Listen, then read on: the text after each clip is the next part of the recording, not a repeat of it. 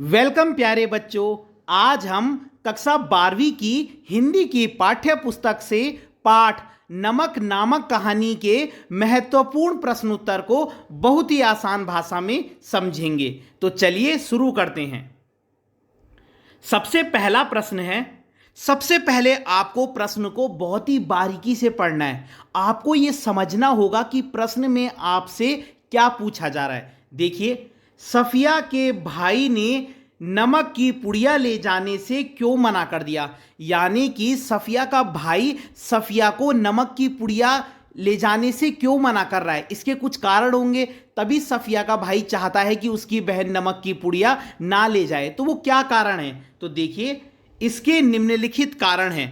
पहला, यह कानून के खिलाफ था। क्या था कानून के खिलाफ? वही नमक की पुड़िया ले जाना, यह कानून के खिलाफ था। दूसरा पॉइंट है, वह नहीं चाहता था कि उसकी बदनामी हो। वह कौन? सफिया का भाई। ठीक है, तो यह कानून के खिलाफ था। दूसरा पॉइंट है, वह नहीं चाहता था कि उसकी बदनामी हो, क्योंकि सफिया का जो भाई था ना, वो कस्टम ऑफिसर रहता है ना, तो अगर उसकी बहन फंस जाती तो उसकी भी तो बदनामी होती। तीसरा पॉइंट है, वह नहीं चाहता था कि उसकी बहन की बदनामी हो। और चौथा पॉइंट है, वह नहीं चाहता था कि उसकी बहन कानून के जाल में फंस जाए। तो ये सारे सिमिलर पॉइंट है जिनको आप आसानी से लिख सकते हो। ठीक है, कि यह कानून के खिलाफ है, वह नहीं चाहता था कि उसकी बदनामी हो, वह नहीं चाहता था कि उसकी बहन की बदनामी हो, और वह नहीं चाहता था कि उसकी बहन कानून के जाल में फंस जाए। अगला प्रश्न है, नमक की पुड़िया ले जाने के संबंध में सफिया के मन में क्या द्वंद्व था। द्वंद्व कहते हैं जब इंसान ना किसी डुअल सिचुएशन में फंस जाता है कि मैं ये काम करूं या ना करूं। जब हमारे बीच ना कन्फ्लिक्ट हो जाता है, मतलब हम समझ नहीं पाते कि मुझे ये काम करना चाहिए या नहीं, तो सफिया भी नमक की पुड़िया ले जाने के संबंध में एक बार कंफ्यूज हो जाती है कि मैं ले जाऊं या ना ले जाऊं, क्योंकि उसने सिख बीबी से यह वादा किया था कि मैं आपके लिए या लाहौर से नमक लेके आऊंगी। तो वो सोच रही है कि मैं ले जाऊं या ना ले जाऊं। तो उसके मन में क्या मतलब डुअल सिचुएशन चल रही है, क्या द्वंद्व चल रहा है। तो आप लिखेंगे, सफिया सोच रही थी कि नमक की पुड़िया ले जाए या ना ले जाए। तो ये आप लिख सकते हैं। इसके बाद लिखेंगे, आप दोनों सिचुएशन को बताएंगे। अगर वह नमक की पुड़िया ले जाती है तो हो सकता है कि कानून के जाल में फंस जाए, और अगर वह नमक की पुड़िया नहीं ले जाती है तो उसका सिख बीबी से किया वायदा टूट जाएगा, और अंत में वह नमक की पुड़िया ले ही जाती है। तो यह है डुअल सिचुएशन। तो इसको आप लिख सकते हो कि सफिया सोचती है कि वह नमक की पुड़िया ले जाए या ना ले जाए, और फिर आप बताएंगे कि अगर वो नमक की पुड़िया ले जाती है तो हो सकता है वो कानून के जाल में फंस जाए, और अगर वो नमक की पुड़िया नहीं ले जाती तो उसका सिख बीबी से किया हुआ वायदा टूट जाएगा, और अंत में वो नमक की पुड़िया ले जाने का फैसला करती है। अगला प्रश्न है, जब सफिया अमृतसर पुल पर चढ़ रही थी, अब जब वो क्या है आते हुए अमृतसर पुल पर पहुंच जाती है, तो जब वो अमृतसर पुल पर चढ़ती रहती है तो कस्टम ऑफिसर निचली सीढ़ी पर सिर झुकाए क्यों खड़े थे। तो एक कॉमन सेंस की बात है, आप किसी के सामने कब सिर झुकाते हो? रिस्पेक्ट में तो झुकाते हम, है ना। तो देखिए, कस्टम ऑफिसर इस घटना से प्रभावित हो गया था। यानी कि जब वो कस्टम ऑफिसर को बताती है ना कि मैं इस रीजन से नमक की पुड़िया ले जा रही हूं, तो कस्टम ऑफिसर भी बहुत भावुक हो जाता है। वो कहता है, सोचता है कि आजकल के समय में भी ऐसे लोग हैं, मतलब। तो कस्टम ऑफिसर इस घटना से प्रभावित हो गया था।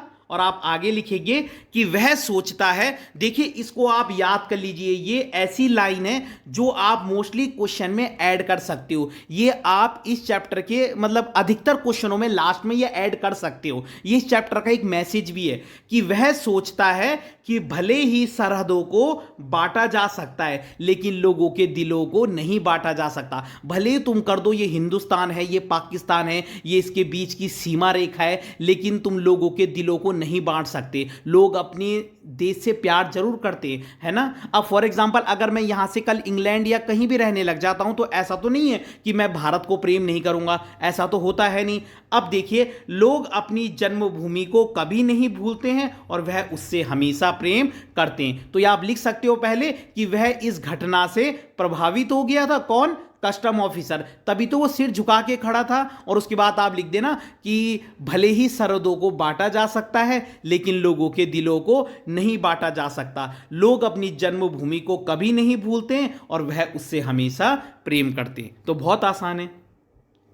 अगला प्रश्न है, लाहौर अभी तक मेरा वतन है ना, या लाहौर अभी तक उनका वतन है और दिल्ली मेरा। जैसे हम कहते हैं ना, ये इसका वतन है और ये मेरा, या मेरा वतन ढाका है। मतलब मेरा वतन चाहे भारत है, मेरा वतन चाहे पाकिस्तान है, मेरा वतन चाहे ढाका है। ये जो बात है, जैसे उद्गार किस सामाजिक यथार्थ को बताते। यथार्थ का मतलब होता है सामाजिक सच्चाई। ये जो है ना, जो मैं कह रहा हूं जैसे कि मेरा वतन दिल्ली है, इसका वतन ये है ना, मेरा वतन वो है, ये जो बातें ये किस सामाजिक सच्चाई को बताती है। तो इससे पता चलता है कि देखिए, वही भले ही सरहदों को बांटा जा सकता है लेकिन लोगों के दिलों को नहीं बांटा जा सकता। लोग अपनी जन्मभूमि को कभी नहीं भूलते हैं, वह उससे हमेशा प्रेम करते हैं।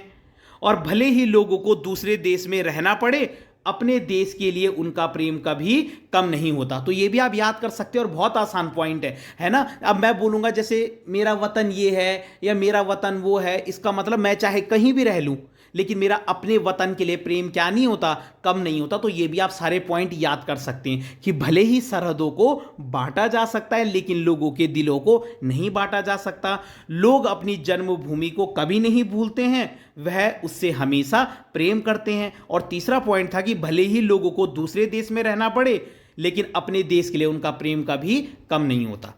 अगला प्रश्न है, नमक ले जाने के बारे में सफिया के मन में उठे द्वंद्वों के आधार पर। द्वंद्व का मतलब वही है जब इंसान कोई डुअल सिचुएशन में फंस जाता है, के आधार पर उसकी चारित्रिक विशेषताएं बताइए। तो बेसिकली आपने सफिया की कैरेक्टरिस्टिक्स बतानी है, उसके चरित्र की क्या क्या विशेषताएं थी। तो देखिए, सफिया बहुत ही भावुक है, वो एक इमोशनल इंसान थी। सफिया बहुत ही भावुक है। सफिया हमेशा सच बोलती है, तभी वह नमक चुपके से नहीं ले जाती, वो वहां पर बता के ले जाती है। पहले वो सोचती है कि मैं नमक की पुड़िया चुपके से ले जाऊंगी, लेकिन बाद में जो वहां पे कस्टम ऑफिसर रहते हैं वो उनको बता के ले जाती है।